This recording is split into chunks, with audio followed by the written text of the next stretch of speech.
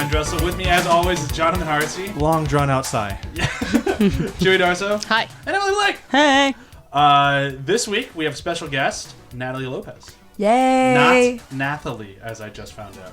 The H is silent. The H is silent, as I embarrassingly found out. Although I did not call you Nathaly. I told you that. No, you did not. I thought I did. I've been saying Nathaly to you for the whole week, and you're like, yeah, okay. Never once corrected me. You can always call me Nathaly. Oh, I like that. Nathaly Lopez. Yeah, that's good. That's good. We'll keep that. Let's redo the intro. Yeah. No, my intros are perfect every time. Thank you very much. Long drawn out sigh. So today's episode, we'll be talking about Coco, the amazing animated film from 2017. But before we get to that, we should do a Where Have You Been Doing? I'll go first. I'm torn between two. Since we're recording 2 episodes today, I'll just do them both. I'll start with I've been replaying Persona 5. I've talked about it at length on this podcast before, so I won't do that again. But I will say it's still good the second time through, and it is a 100-hour-plus game. So for you to be able to want to sit down and play that thing twice, it must be pretty damn great. Are you doing all different choices?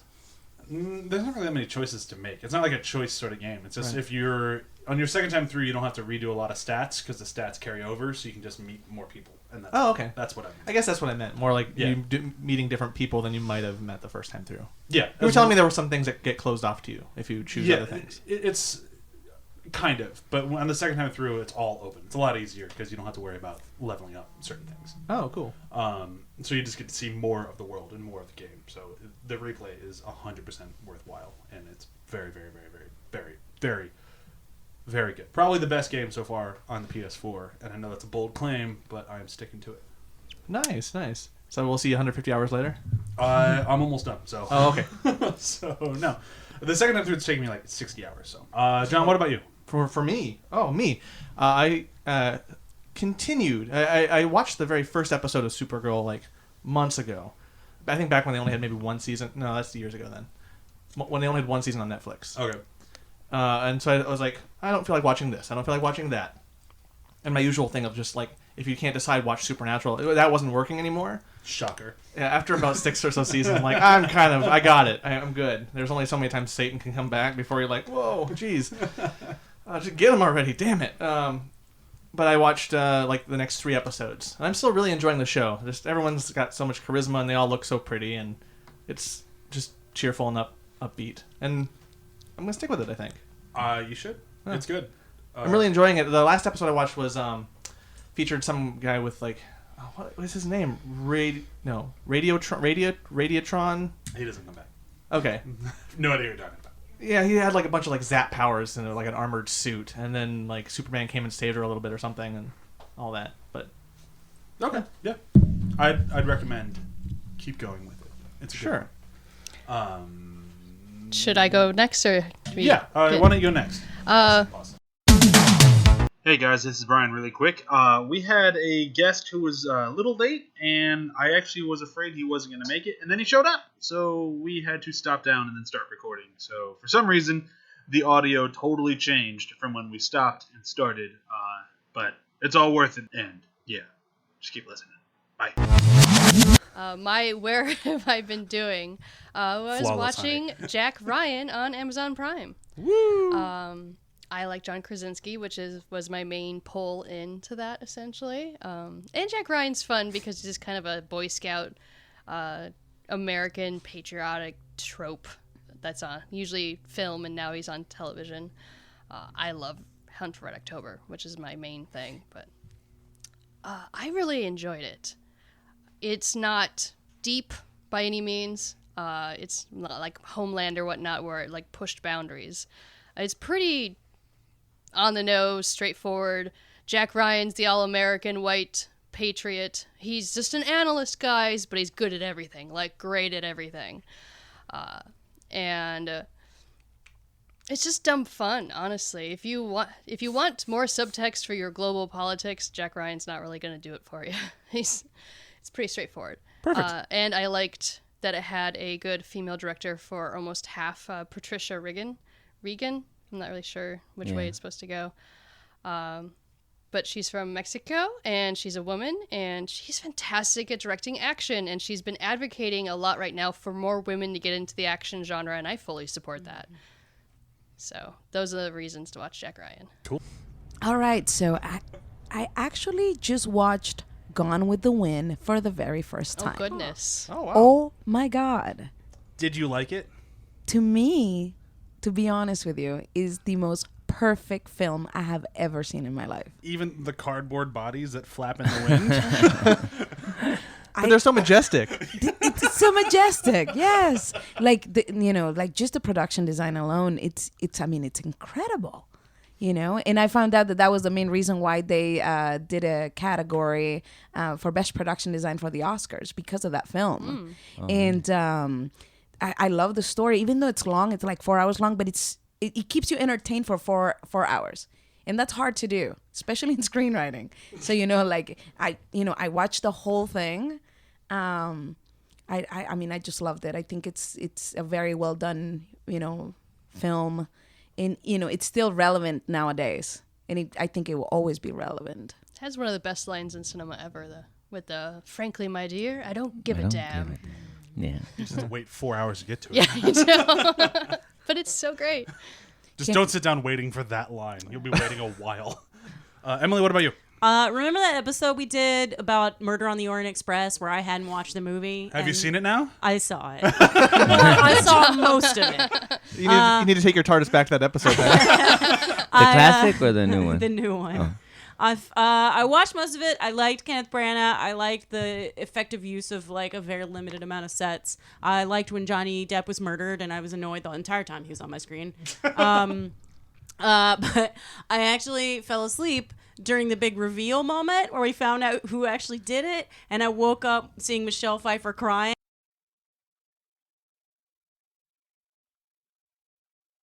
Happened, so I was like, it's okay, and I didn't go back and rewatch it, but I enjoyed the performances that I saw. I still have not seen the completed Murder on the Orient Express, but I saw most Got of close. it. Yeah. Next time you try, you're gonna fall asleep at that exact same Probably. spot, or I a feel like minute that's- after. Like Or- you're just gonna miss. You're never gonna see 100%. Hopefully, she'll just fall asleep in the very beginning and wake up just for that little stretch. Or I could just fast forward to that scene and just watch it. That'd be too easy. No, that movie is too easy. You to can't be honest fast forward with you. on DVDs. I mean, you can. Like the story of Orient Express, it was just too easy. I knew already who done it by like halfway. Yeah. It was I too knew too obvious. because I had been sitting here during our podcast where the ending was revealed. Oh, We talked at great length about it. We did, and I had no idea what we were talking about, but I learned some things from that podcast Yeah. that I applied to my viewing of the movie where I missed the ending. Namely, watch your movie. Louise, what about you? Well, we do.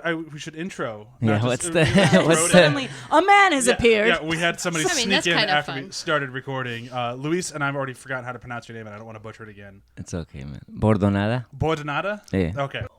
I highly recommend. There's two things. I'm trying to choose which one to tell you about.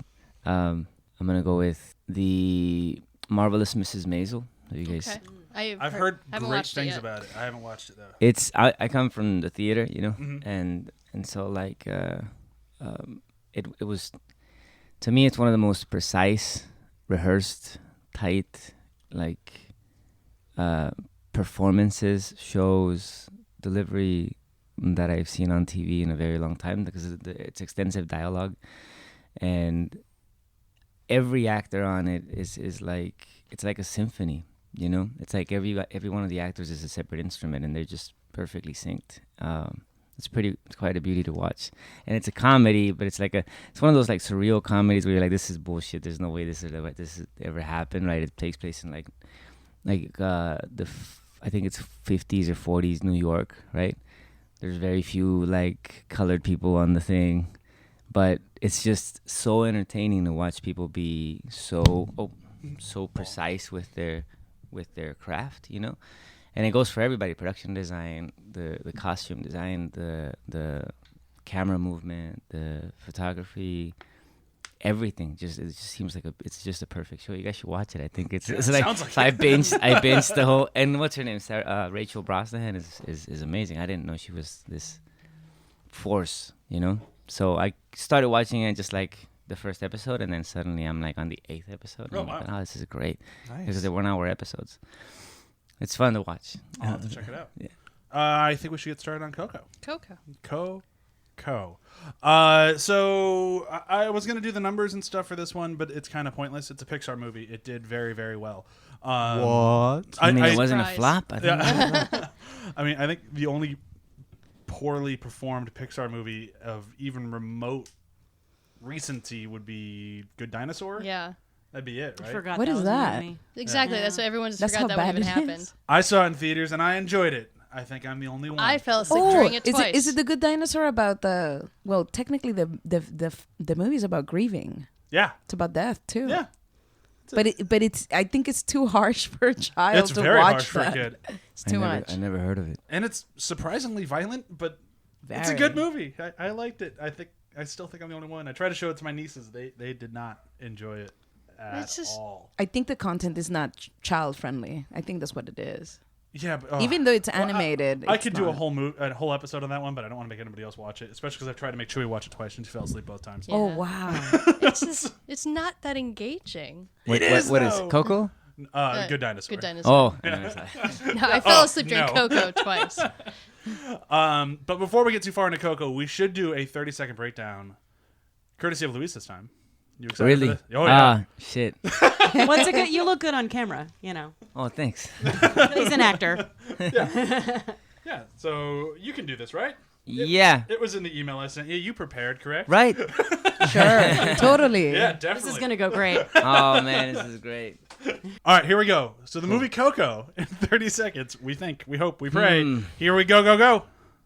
Okay, Coco is about a little kid who wants to find out more about life. He wants to be a musician, and his parents don't let him. They don't, and so he ends up traveling to this old musician's tomb, and somehow traveling into another dimension of his ancestors, and meets his old ancestors in that universe, and ends up somehow through adventure convincing them to give him his blessing to become a musician. Yeah, I think that does it. Yeah, I think that's everything. Pretty Yeah. good. Not bad for spontaneous. I mean, yeah. Nobody I was ever like, I'm gets leaving it. so much out right now. That was fast. Like nobody ever gets it without planning ahead. So Yeah. the fact that you did extemporaneously is pretty impressive. Thank you. Which Good job. We've had some people say is like a comment on the quality of the movie. I don't think that applies in this think case. I think this, to be honest, I think this movie should have been nominated. I mean, it did get nominated for Best Animated Feature, but I It think won, didn't it? to me Best it was Animated? yeah, it won Best Animated. Yeah. But I think given the slate of the nominations, that it was the Best Picture. Or Mudbound, like that, or Mudbound was. Sure, Best Picture. there's an argument to be made that since they've included Best Animated on its feature, own thing. that yeah. they'll never Yeah. nominate an animated Yeah. film ever That's a again. bummer. Yeah. Which is a total shame. That's 'cause- just Yeah, the Oscars. it The doesn't make Oscars sense, is though. really picky. They just want dramas in the Best Picture of the Year. And that's why what this Yeah. new popular category is Well- now going to remove movies that Well, are Yeah. huge successes. that's why they got rid of it. Yeah. Oh, they did? They Yeah, they received just got nothing rid but of it. negative. Disney kind of made them get rid of it. Yeah, that makes sense. Disney and everyone from Black Panther are like, get the fuck out yeah, of here. don't give us the second Oh, prize yeah. bullshit. Yeah. But honestly, I think we'll get more into the movie here in a moment. But there's I just kind of want to get this done out of the way. I haven't been very impressed with Pixar for a while now. I would say their last great outing was Up. I know a lot of people enjoyed Inside Out. I thought it was fine. I didn't love it. I thought it was okay. I haven't seen it. Yeah, there's It's emotions learning new emotions. which is clever, and they do clever, and it's I was very. just like, It's just a lot of like it's fine. But this was the first time in a long time, and I still don't think it feels like old school Pixar, which is fine. But this is the first Pixar movie that they've had, and I don't even know how long, that I thought was not just good, but one of the best movies of the year. But you know what? If I may add, the main reason why this movie works is because Pixar, Disney, whoever, were behind this film, they actually took their time to do the research. I was very afraid that it was going to end up like The Book of Life. The Book of Life with, it's interesting because that's a Guillermo del Toro film. And it Well, was it's produced. I don't But think he it was didn't produced. direct He it. didn't direct it. Yeah. Well, yeah, because it was not what it was actually just kind of like the American way of representing, like what they believe is, like Day of the Dead. Sure. And then when I watched Coco, that's one thing that I noticed right away. It is so true to its roots. So they had to actually go to Mexico, do their research, talk to people, and I love that, like it was teamwork, with like this, Disney in Mexico and in America, and they actually got it right. they got it right because they worked together, and that's why it shows in the film. I was gonna. No, go ahead. That's like one of the, not only like personally connected to the film, but as an audience member as well. Like, I got to read an early draft of some of the script because I read for one of the the Gael Garcia character, which he did amazing. Let's get Garcia. Yeah, He's known to be pretty good.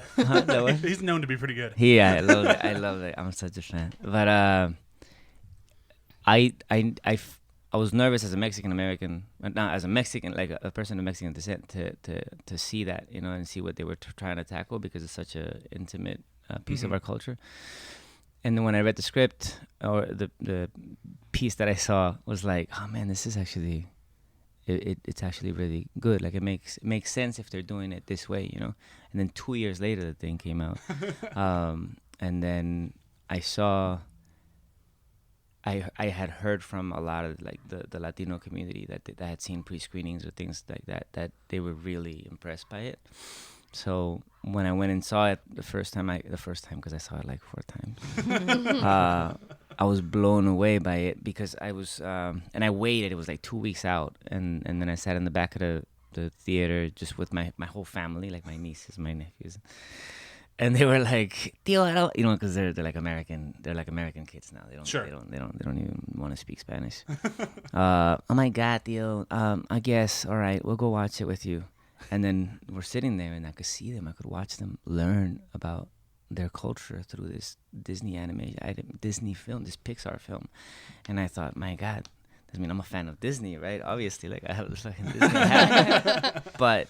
And I worked for them, but I thought, I never expected them to be so responsible in accurately portraying a part of my history, and to see my nieces and nephews learn, I was blown away by that, and I was very grateful for that, And it's one of those things where, like, coming from my perspective of, like, I was born and raised like Irish Catholic, I know nothing about the Day of the Dead. I don't know about the celebration. I know nothing. So, like, I'm watching it going, I've heard from my friends from Mexico and other things that they did a very good job, but like, there's no way for me to know. So I just kind of have to assume that this is right. And then I hear from people like you, it's like, oh no, they nailed it. Like, that's really good to hear. Or even people confuse it with. I'm sorry. Oh no, sorry. I was gonna say, even to her point about the Book of Life, how we would have no idea. So we're watching this from one perspective that, like, these look kind of similar. So we're not seeing that nuance in an interesting way. So it's very interesting to see you guys both talk about it. To be honest, I was very afraid. I didn't want to go see it.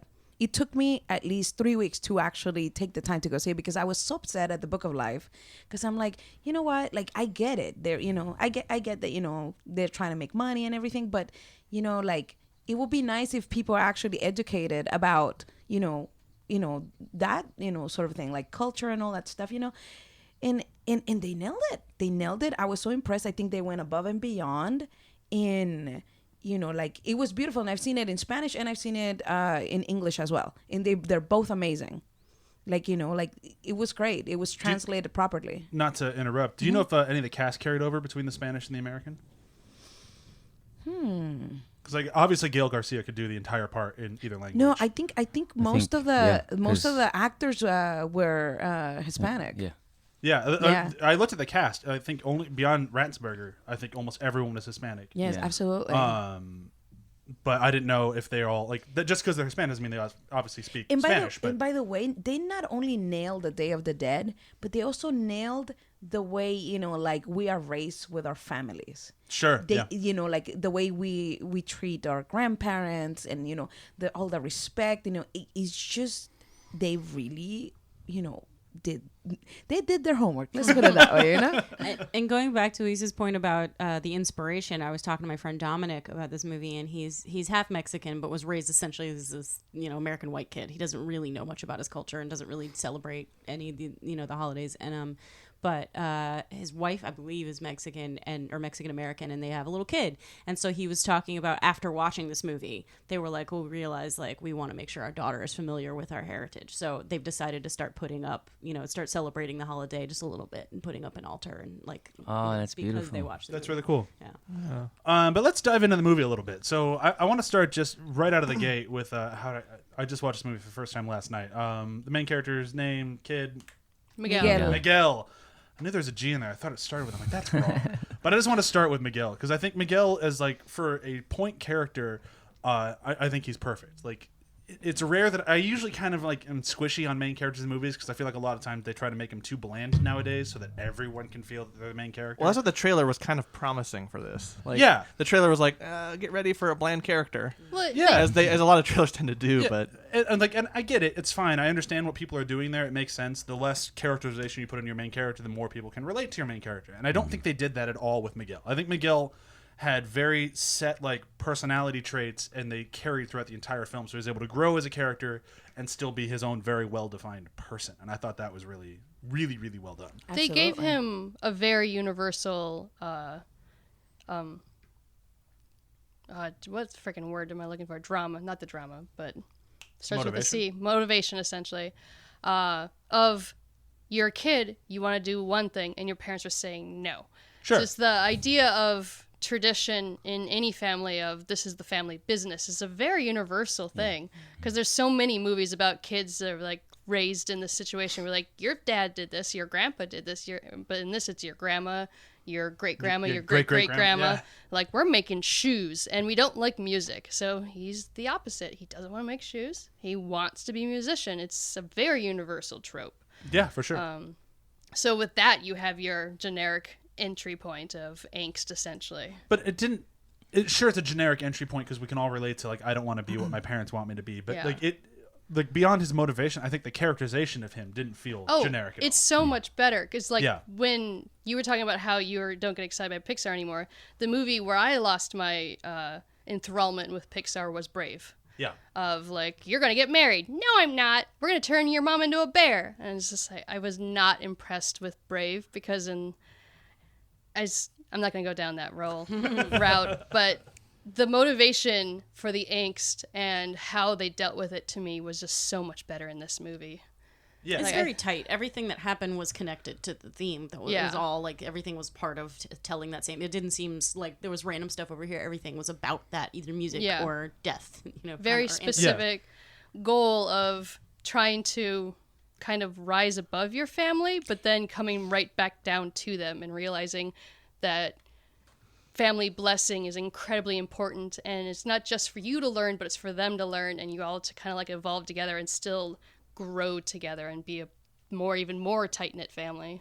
To be honest with you, this character also reminded me of Moana. Yeah. Because Moana, same thing, like in Moana, she saved her family.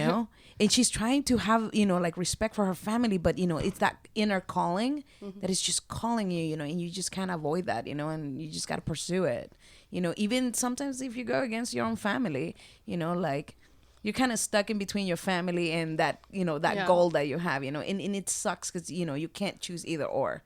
Well, and even that revelation that like music played such a big part of their past and was a part of their heritage too, that to deny that, even though for reasons that make sense, was detrimental, which Moana also did. Oh, yeah, and I thought that was true. an interesting kind of comparison when you brought that up. I was like, oh, yeah, they were like the matriarch. She was a musician. She sang, and everything was better when they got back to that and kind of had that synthesis. And I thought that was really interesting. You have to learn to let go of the past in a way, and forgiveness, and don't crush something that gave you joy just because one thing happened. I actually do believe that, that's what the entire film is about. It's actually about forgiveness. Yeah. Yes, it's about reaching your goals and everything, but the actual deep point of the entire film is forgiveness. Same thing in Moana, like they used to be sailors and then they kind of just avoid it. And it's like, you know what? Sometimes you cannot avoid who you're meant to be, Yeah. So, it's interesting because I just thought about this, by the way, with the correlation with Moana as well. I also think Moana and Coco are good examples of why it's so important to have to raise up diverse voices in filmmaking, because The other day I was watching The Emperor's New Groove, which I've always loved. That movie takes place in South America. All the actors are white. And now when at the time when that movie came out, you didn't really think about it, or at least as a white person, I didn't think about it. As an adult, now surrounded by like the constant reminder, because we're really talking about this now, it's like, oh, wow. Like that's a bunch of white people telling a story that is not about white people. And now we have Moana, which feels authentic, and Coco, which feels authentic because their story is told by the people who grew up in these cultures, and the voices that we hear are people who are from this culture. So it's more real, and it's where we should be going. Yeah, and I think it'd be one thing if it felt like the cast was like stunt casting, like because I feel like there's some movies that could like teeter on like the oh no, like we're just trying to do this to appease people.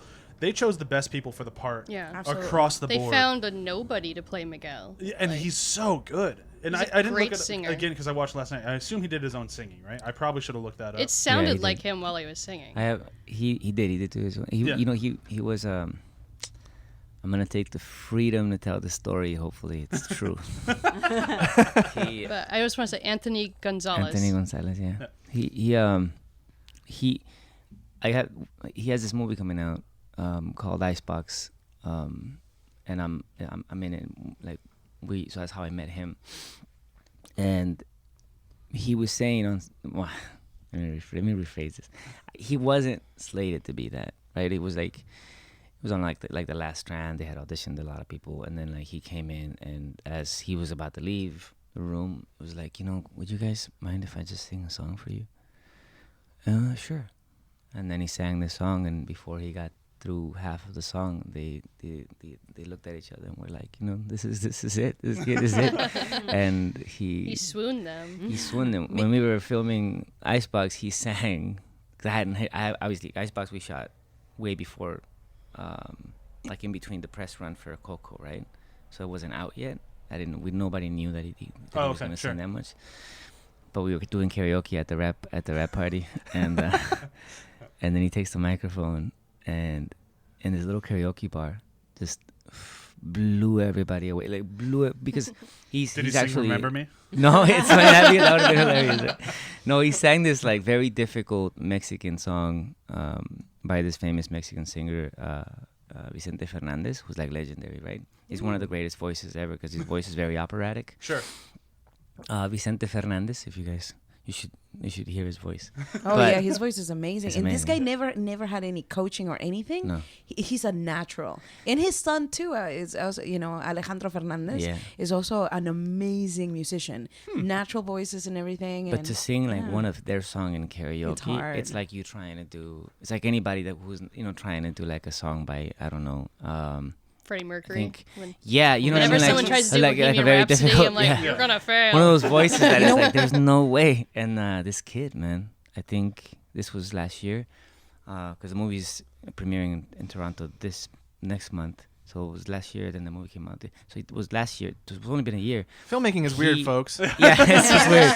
I'm thrown off right now. You throw in animated, which takes like a Exactly. But he blew. I mean, I think it was amazing to see it happen at a karaoke bar because the microphone sucked. The sound sucks, right? The quality sucks. And then everybody's drunk. Yeah. And, the kid was and drunk. Yet everybody was crazy, except him. And then, but even though everybody was drunk, having fun or whatever, everybody was just quiet and just listened.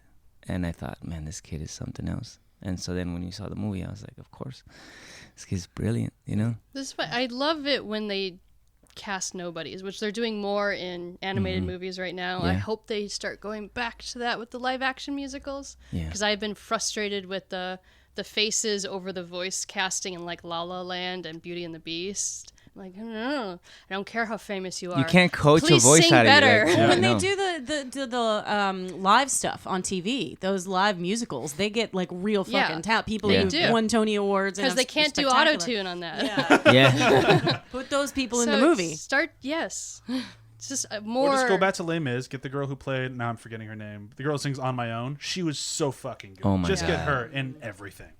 They're Only good remaking thing in it. that movie. The BBC is remaking it. But one Are thing, I had no idea Benjamin Bratt could be such a good singer. Did he do his own singing? I hope so. I like I said, since I watched He this did last night, I didn't do as Ernesto much. de la Cruz. Yeah. I like Benjamin Bratt, and I don't think I love that guy, man. He's really. You ever see Bound by Honor? I'm sorry, No, I just I had to didn't. throw that in there. So, like, if you're Mexican or Mexican American at 9 or 10 years old, you get to shoot a movie, right? Yeah. It's, it's called Blood In, Blood Out, Bound by Honor, man. You gotta watch it. It's like, it's when it's the first time. One of the first times where I was a kid, I saw, holy shit, people like that are my color of skin could be leads on movies. I could do this. And there was Benjamin Bratt. You gotta see it. Benjamin Bratt, he's so freaking talented. If he plays the best, like, everyman, nice guy, and total horrifying villain. He's got charisma. Yeah. He's out the Wuzza. Yeah, wuzza. At the yin yang. He turns up in interesting places too. He does, like in yeah. Doctor Strange, you're like, oh, what a okay. Hi, Benjamin Bratt. He's in Doctor Strange. Yeah, exactly. And you're like, why did the camera leave him all of a sudden? Yeah. It's like, you're only like 5 minutes of this movie. Yeah. Like, you had Benjamin Bratt, right? He could have been Doctor Strange. Yeah. He should have been Doctor He Strange. that would have been an interesting choice, but I would have watched the hell out Yeah, of I it. can see him with a goatee like that. Absolutely. Yeah. But like that was so I watched the first half of this movie with my phone completely dead and charging in the other room, and then when I finally had enough battery, I'm like, I need to know who these voices are, because I was able to pick out Gael Garcia just because I've loved him since I don't remember the first. You see time I Bad saw him. Education? I saw Y Tu Mama Amores Sabe, yeah, I Perros? think it was probably that one. First time I noticed him was Science of Sleep. Amores Perros was Okay, first time I saw him was in a Spanish soap opera called El Abuelo y Yo. Yeah. Oh my God.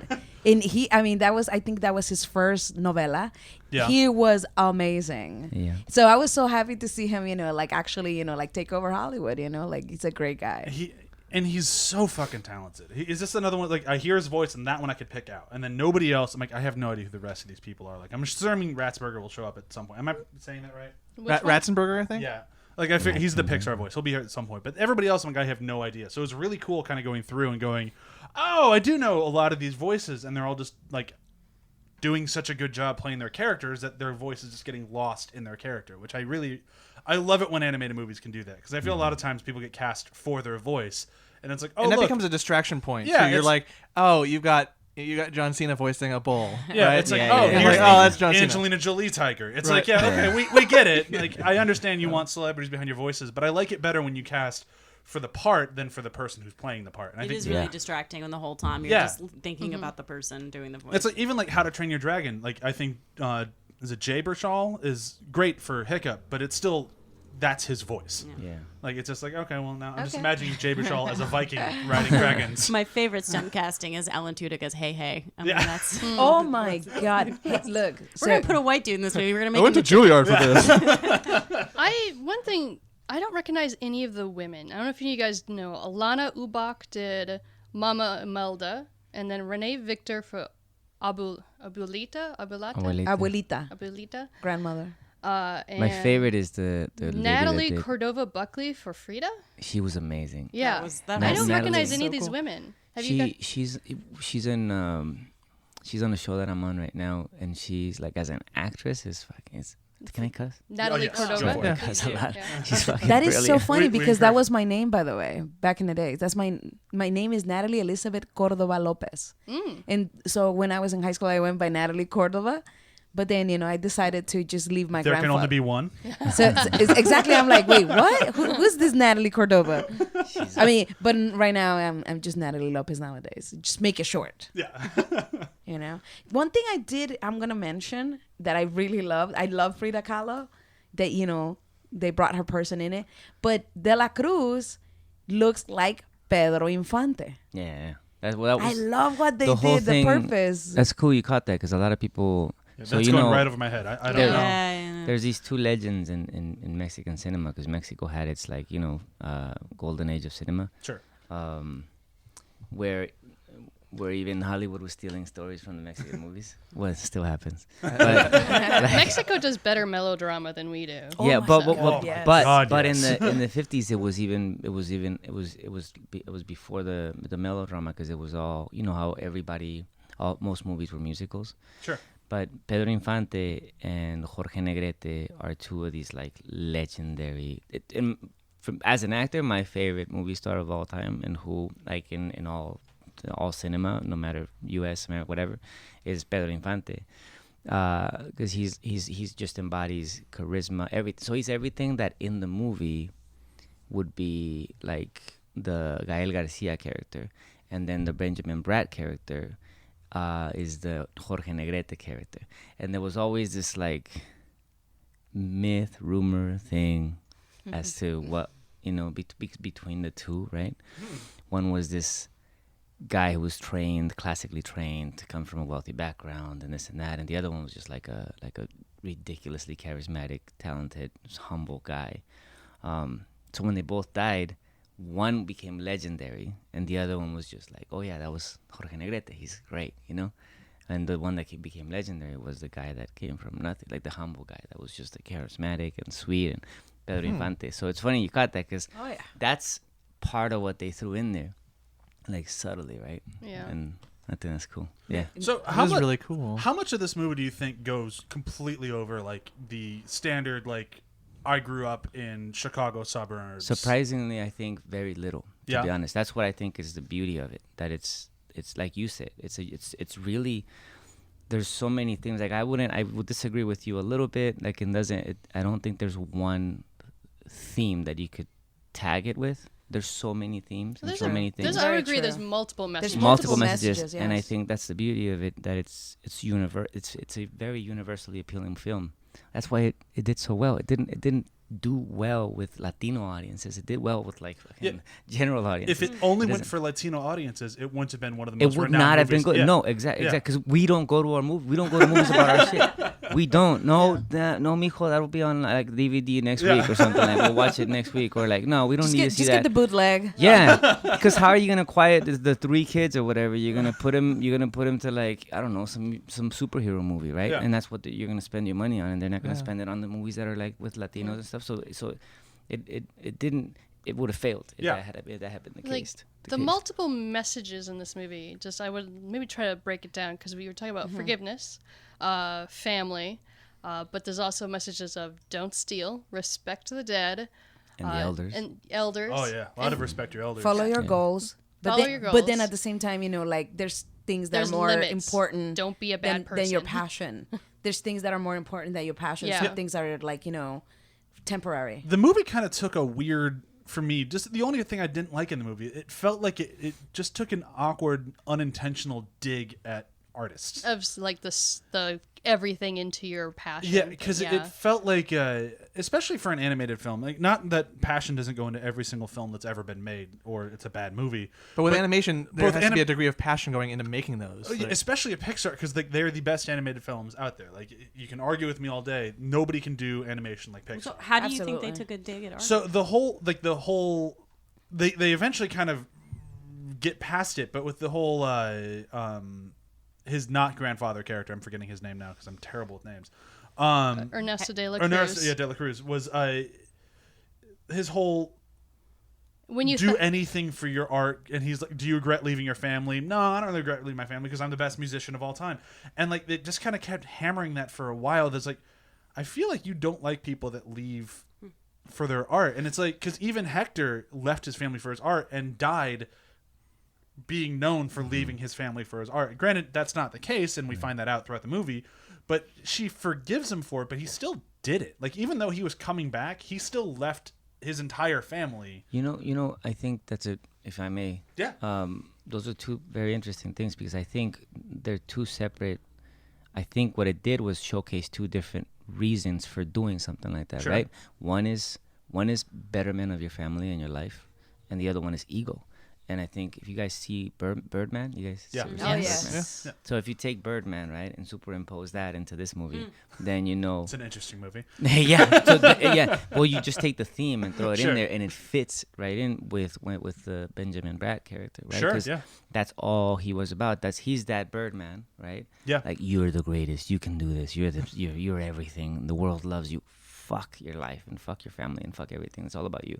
And then there's the other one, like, no, I want to do this because it's a dream, and I think it'll make life better for my family and my children. And Interesting. then one gets killed off and the other one survives, right? Which usually one has to kill the other in order I mean, I guess to move forward, you have to either kill the ego to a certain point, or the ego kills you. And as artists, that's always a huge battle. Because I went through it, right? Like, I think actors are artists. I don't know. But, like, when you take off, when you take off and you decide, I want to do this, and your family's like, wait, what? No, why? Why? You're not going to make any money. I'm like, I'm in my 30s. I don't have a family. I don't have kids. So it's like this whole, like, am I doing this for, I struggle with the demons myself, right? Am I doing this because I want to be glorified, or is it because of my family, or because of a better life, you know? And I had to, you have to kill that person, because that person makes for a very lonely life. Yeah. and this person is actually pretty cool. Well, and I think so that tether to what you're saying to family is maybe why I had trouble with it, because it was like, you know, not to dismiss like all of my family stuff, but like there's not that in middle America North kind of, there's not that level of just attachment to family. Right. So seeing it as not being able to make that subtle distinction of the betterment of your family going forward versus just like leaving for your art, it's like right, or for your art. So for me, I was like, I didn't have the right frame of reference for it, but then as you were saying, it made me start thinking about the beginning of the movie, the foundation, saying everything is for the family. If you're doing it for the family or for the betterment of it, that's the better choice. But having not have that frame of reference, it did seem like, you know, leaving for your art, which we all did, is bad in general. Well, just very American, honestly. Right. America, the quote-unquote American dream, with capitalism is we're from a very young age taught to be bulldozers, essentially. Like, you have a passion, you have a goal. Now go do it and tromp everyone underneath you to get to that goal, and then we will celebrate you when you're successful. That's kind of America and how we're raised. And it's so interesting. I'm going to make a little comment about it, because at least from my personal, point of view, when I started doing my career, and I did it for ego, for all these other reasons, instead of climbing up, like I kind of just got stuck in that, in that level. And then I kind of changed my mind. I'm like, you know what? Like I saw it actually more like failure, because you will get up, but you will fail. You will constantly fail. And then when I, like made the choice, I'm like, you know what? I'm going to do this because not only I love my art, but because, like the betterment of not just my family, well, I mean, obviously I don't have many people here, but, but for my friends, like not just for myself, for my friends. And then, also the people that I hire with me, like I'm making their life better, so I did it for the right things. And the moment that I made that choice, like my career became a lot better. I also think Miguel represents the middle road of that, because and the other lesson that is to be had there, it's not just about you choosing family or art, it's also about your family choosing to support you. Absolutely. Because Miguel, that's what needed to happen. Like, his family didn't support him, and that was the end of the movie. It wasn't just Miguel learning and saying, okay, fine, I can give up music. It was also them saying, you know what, we're not going to make you. Yeah. And that was a significant difference. Also, Absolutely. Frida Kahlo is still doing art in the afterlife and just loving it, and it was amazing. I had the moment in the film when she's going through the rehearsal with Miguel, and she looks at him and be like, "Is it too obvious?" And I'm just sitting there going, I don't know what she's going for. Like, they come out of the papaya, they crawl out of it, then they crawl up a cactus of me, and then they drink my tears, and I'm like, I don't know what that symbolizes at all. I love his response where he's like, maybe it's not obvious enough. So the only character we really haven't talked about, we've only kind of talked about the actor who played him and how great he is, but we haven't really talked about the character Hector much. And for me, he's the heart of this movie as much as Miguel is the face of it. Like, the engine that drives this movie forward is Hector. And had anyone else not seen the trailer going into this? I don't think I saw it. I watched a beginning teaser trailer. Okay. I didn't watch the other ones because I did not know the character Hector. Yeah, I didn't recognize him at all. So like the one throwaway gag where he's pretending to be Frida to go across the bridge, I'm like, oh, I guess that's the end of that character. I'm like, but he sounded really familiar. I guess we'll see if he comes back. And it's like, oh no, he's one of the main characters. I assumed since they spent time on that scene that he was important. I assumed it was either he's important or they just really wanted to get a good Frida gag in there. And it's like one of the two. And it's... They got a lot of Frida gags. They got a lot of Frida gags in there. He's I'm sorry. Go ahead. He's my favorite character of the whole thing. Easily. Yeah. Because of that too, that similarity to Pedro Infante, right? Well, you guys don't know about Pedro Infante. No. Because he's to me, he's everything. like you said, he's the Yeah. heart of the film. He's the heart of the story. He's actually, if you really look at it again, like he's the heart of every one of these messages that we're talking about. Oh, for sure. He's at the core of all of them. I'm sorry, go ahead. No, what I was going to say, the interesting thing for me about Hector is that throughout the movie we see his Miguel's great grandmother have a character arc and a change of character. We see his family, his parents, his brother, sister. Everybody kind of goes from A to B. Hector starts at B. Like his entire arc happened, not entire arc, but the majority of his character change happened before the movie even started. And I think that's kind of interesting, especially as a way to tell a story of here's Hector, and his job, not through his own intention even necessarily, is to bring everyone else up to where he is. Of this whole, like, we need to forgive each other and just realize that we're family and love each other. And he doesn't have to do a lot of changing to get there necessarily, because he's already kind of progressed. He's seen people be forgotten. He's seen them essentially have their second death. He knows what's coming for him as his only daughter is slowly forgetting him. And because of that, he knows how important everything is, and just to let the little shit go away. And it's kind of his job to get other people there. And I think that's a really interesting way to do it with him. I think Hector is the Z and Miguel is the A, where they're kind of the same character, except if Miguel stays down his track, he's going to end up like Hector. Yes. And I think that's one thing that works so well about the Hector character is, of all the people, he's the most evolved. But when we meet him, we think he's just some dumb loser. You know, and so by saving that reveal, even though the reveal... I was going to say that, like, I knew he was his father, like, from moment one. And I'm really? wondering, like, I didn't see that. Like, I didn't... I figured it out before I was supposed to, but not for minute one. Well, definitely not because I was from watching, minute I was like, he's probably something like his father or something. I got that and there was some sensation. confusion. Like, there was like this weird like moment where I guessed it, and that was the only disappointing part. Is like I guessed it because like it distracted me from getting those things. There were some Suspension of predictable. I think Disbelief. that's just movies at this point Yeah. for us. We've seen so We've many seen too movies, so many. many tropes. If I was a kid, I wouldn't have seen stuff. Can I Yeah. unsee see a, a can I lot of unsee stuff a bunch of coming in them? this movie. No, you can't. Like- This is what happens with age. Yeah. You have intuition more. But it also gave me a lot more time to like try to follow those themes that he's putting forward. Cause like, and then he sang. I was like, oh, obviously, okay, he's clearly his father. Like, He's not his father. Yeah. You know When what? you or said not, him his saying- He's not great his grandfather. Yeah, but like you know that when you said he was on his way to becoming Hector. Miguel was on Hector. his way to... I think he was on his way to becoming De La Cruz. I think so. You know too. what? Yeah, you think he'd murder That's somebody? exactly what I was just Well, gonna not say right murder, now. but he was definitely. I feel that he wanted to become like De La Cruz. That's like He the was so ego obsessed based. with that ego, about Exactly. being He was so great. obsessed with the ego and everything. But then as he meets Hector, like because that ego is so high, he kind of like starts disrespecting, Hector.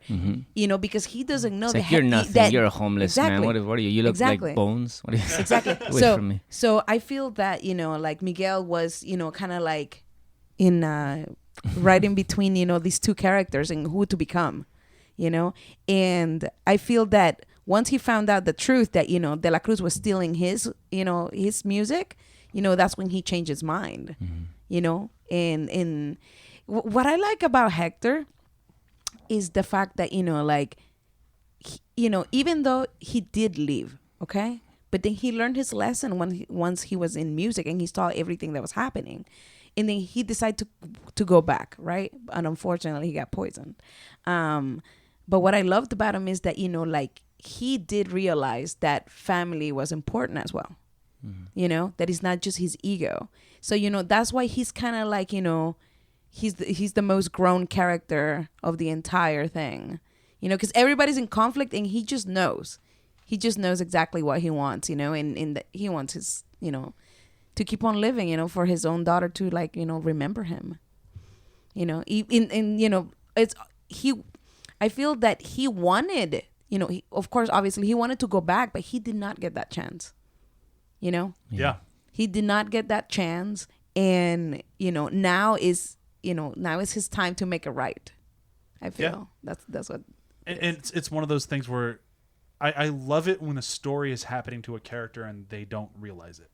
And this movie did that really well, as he's getting to know his great-great-grandson and learning all about his family, and the whole time he doesn't realize what's happening.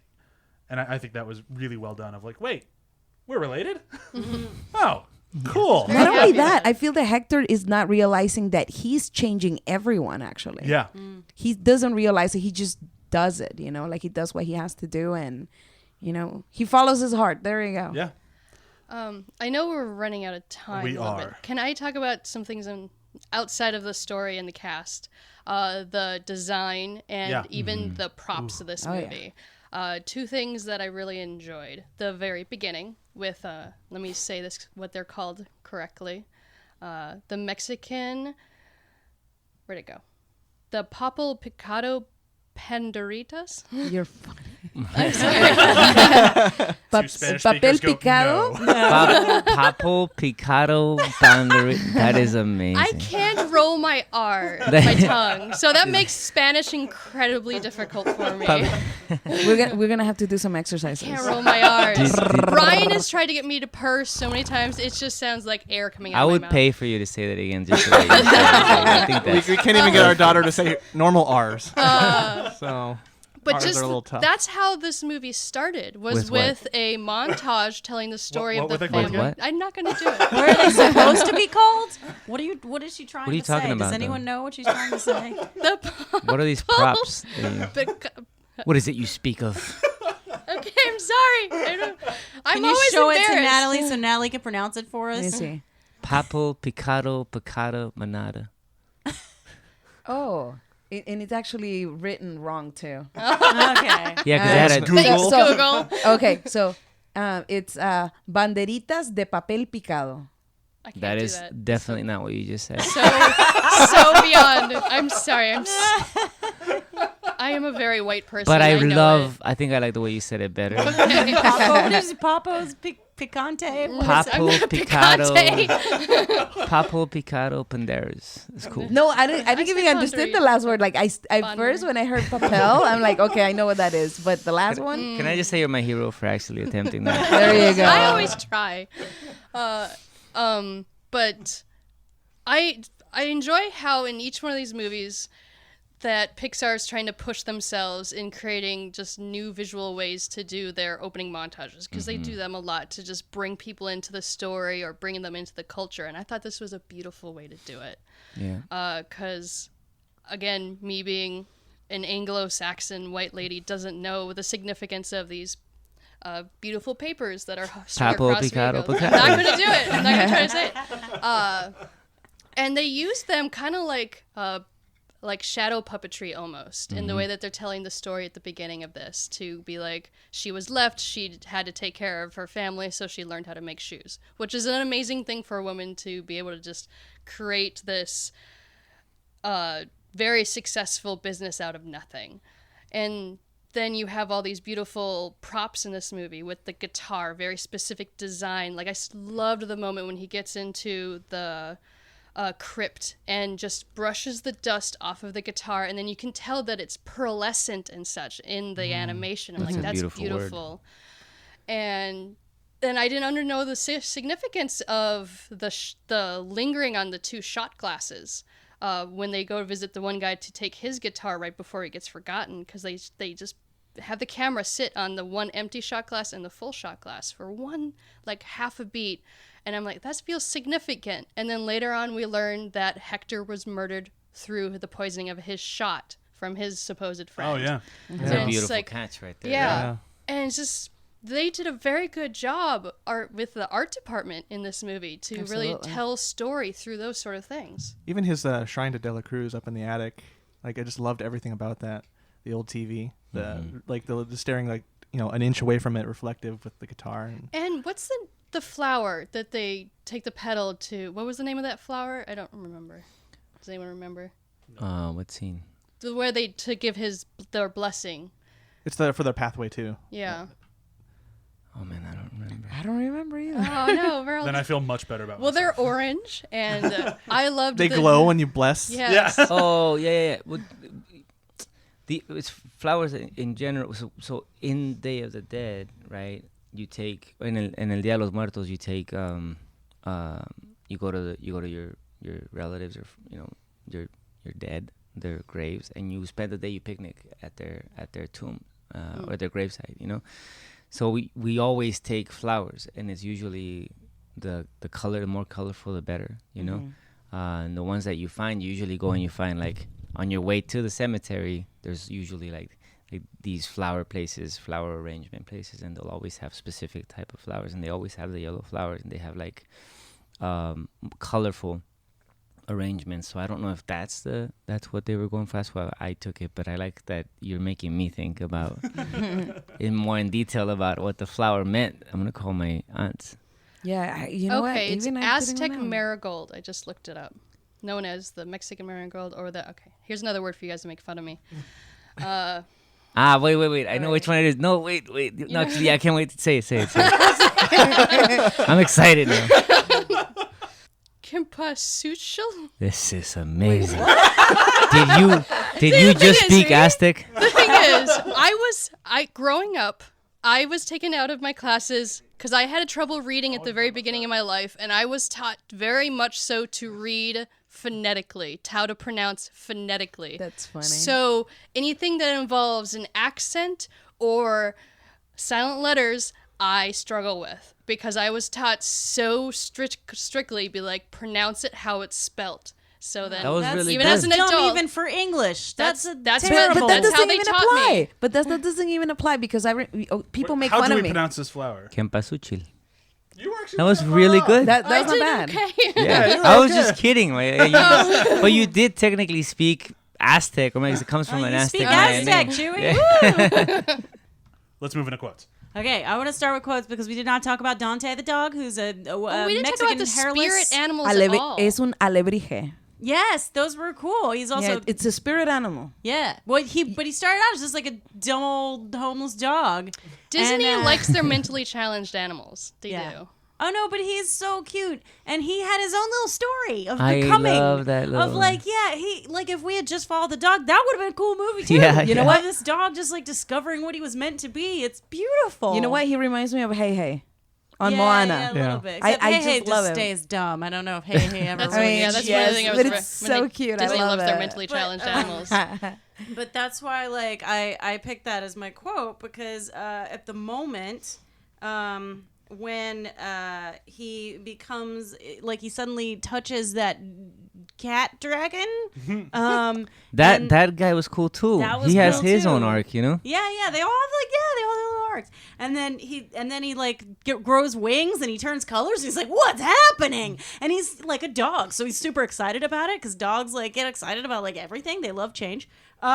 And then he just goes, "You really are a spirit guide." And I love that quote because everybody has just been like telling this dog he ain't worth shit the entire time. And then this dog's like, "I've been cool the whole time. I knew who your great granddaddy was, and you didn't listen to me." And it's just, and then he's like, and then he almost falls to his death, and he's like, "Wait, no, okay, I'm fine. I got wings." And then he saves the day later. It's just all great. I love the dog. My line will have none of that energy, but it just made me chuckle in a way that the rest of the movie didn't make me chuckle. And that's when Hector and everybody's finally back together, and he's with the great-great-grandma, and they run into De La Cruz, and she just bats him in the face with a shoe, and she goes, "That's for murdering the love of my life." And Hector's like, "I'm the love of your life?" He's like, "I don't know, I'm still mad at you." Yeah. There was a part of me that's like, why didn't they have the line of, "Well, my life is over, so it doesn't apply anymore." My favorite quote, I've already said it actually, but I loved it when we met Frida. She goes through her whole spiel, and then she looks down at me like, "Is it too obvious?" I love the look on It's those just such a ladies' great- yeah. faces when she's like, "Set it on fire," and they're like, "Oh." Fire everywhere! And then she So- does set it on fire later, though, but She like does. with paper But mache it's or safe. whatever. Yeah. Safe So fire. to me, to be honest with you, my favorite quote is it's actually the song. To me, the song is so meaningful. You know, it's so beautiful, you know, telling people to remember them, you know Yeah. what I mean? Regardless of their mistakes and everything, you know, like people deserve to be remembered. That Well, now I gotta find the new coat. I'll just interject really fast. The changing of Brian and I's life and how different things affect us emotionally than A they ever baby did before. changes things? Oh my god, a baby No changes so way. many things. Congratulations. Oh, thank you. You The should name him. Miguel. His name is Corin. But the scene where he's singing "Remember Me" to Coco and she's just on the bed getting really excited and stuff. I'm just like, oh. I was telling you guys off podcast, I didn't recover that evening from it. I was like, I'm going to be productive after watching Coco, and Coco was like, no, fuck you. You're going to cry the rest of the night. Especially because I'm the one going to work right now, so I spend a lot of time away from him, so it's like, oof, right in the feels, guys. I'm like, I spent all day with this little fucker. I'm fine. He's going to remember you. You're not going to have any problems. No, yeah, honestly, the song to me touched my heart, and especially that lullaby, because those moments are very important. Like parent to child and everything. So. It's Quick, someone make a joke so we don't get all misty-eyed here. Honestly, when Miguel sang it to Coco was the only part that almost got me to tear up. Oh, I that definitely part was cried. like, because if you've ever had a loved one that's forgotten who you are, that moment where they remember you for a second, Oh man. holy shit! Dementia is the worst. fuck cancer, but fuck dementia. oh, yeah. At least you can have a visualization of the cancer. That moment where she looks at her daughter, she's like, "What's wrong?" "Nothing, Mom." It's like, oh my god. The fields. Quotes. Okay, I don't have a quote, but I have a message Okay. that I loved about that. Because quote, there's so many things in the movie that I love. So many quotes, like "Remember Me." Just that part of the song was one of my favorite. But I've lived in the United States now for 90% of my life, and elementary, middle school, high school, and everything, and army and college. So I know what this quote unquote American culture is. And one thing that is most very rapidly disappearing in the United States is respecting your elders, right? Mm-hmm. So like since I've noticed it since I was 15, and in Mexico, at least in the rural, like not the city areas. What's the country. opposite? The countries and stuff like the country, like that's a massive part of our upbringing, right? Respect your elders. I'm the eldest of my cousins, and if I say something, they really respect that, and it's not like authoritative, but. Or authoritarian, but it's very respected, and we'll talk about it or whatever. But guys, we shouldn't do that. Okay, we won't do it. In the U.S., it's like, why do I have to listen to you? Fuck you, dad, or fuck you, mom, or Exactly. like I don't want to fucking. I don't need to listen Even to you. the Because teachers. I'm independent and I'm a kid. I can do whatever I want. Exactly. That's why I say in America we're taught to bulldoze. Exactly. And so I Exactly. think that's. If I could put the whole movie in a quote, it would be respect your elders. Yes, absolutely. It's same thing in my country, like we're taught to respect our elders. Even now that I'm a lot older, like I still, even if the older person is wrong, they have lived way longer life than you have.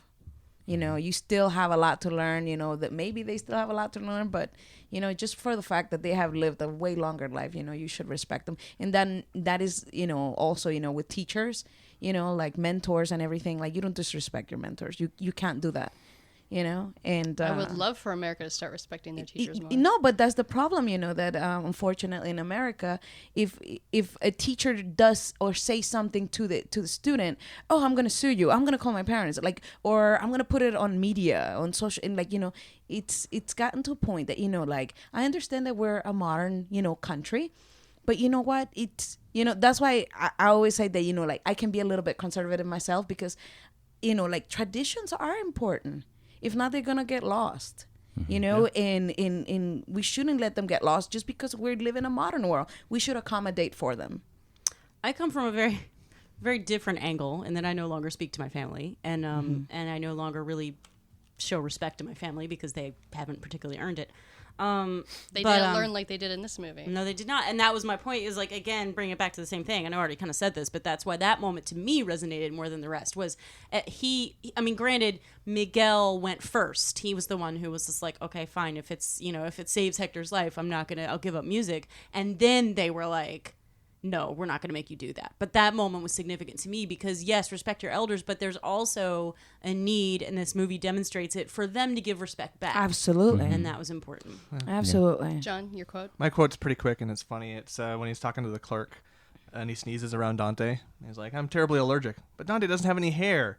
I don't have a nose, and yet here we are. And it's just that delivery of that line was funny. I had to bring something funny in because we're getting like all feely, emotionally, and I That one didn't land for me because to me that was like, oh, he's got mange. That's a bad thing. This poor dog, he's sick.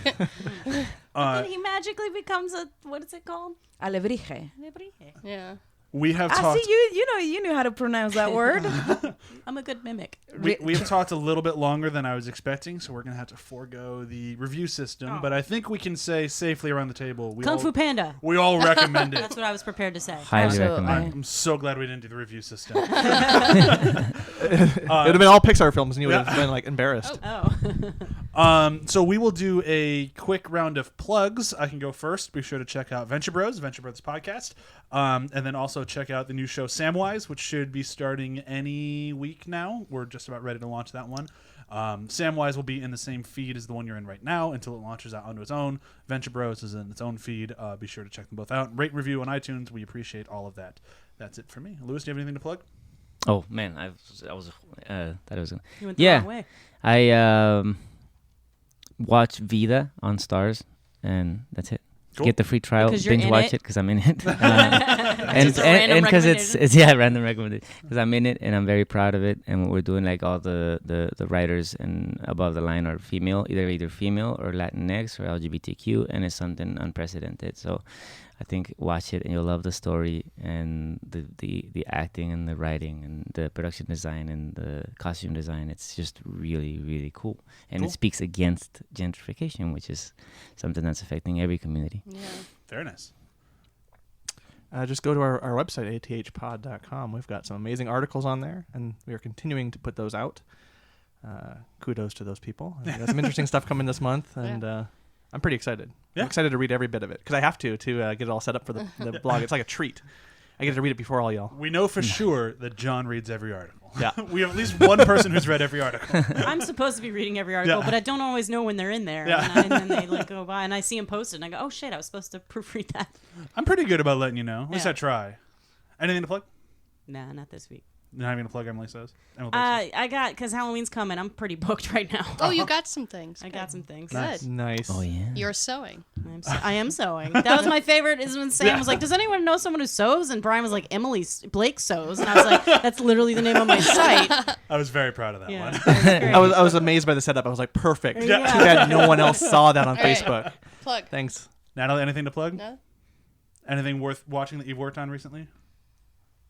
Well, right now I'm actually working on this like Batman miniseries. Batman, So- you say? Yes. Batman, you So say. Batman will?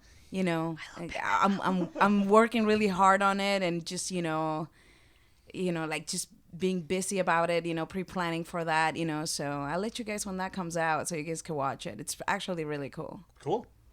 Chewie, anything to plug? Superstore is, working me very well, and it should start at the end. Actually, I forgot. I think the first episode airs in October. Is this season 2? Season 4. We're Season currently 4? filming. Yep. That's great. And we're Congratulations. Thank you. We're getting more and more popular, which I love because it's such a great show. So watch Superstore. Keep supporting that. Indeed.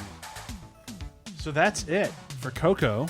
I really enjoyed this episode. Remember us. Yeah. Me too. Remember Remember us. me. Thank you for having me. Thank you for coming out. This was a good one. Thank you. Thank you. you. Bye. Bye. Adios. Adios.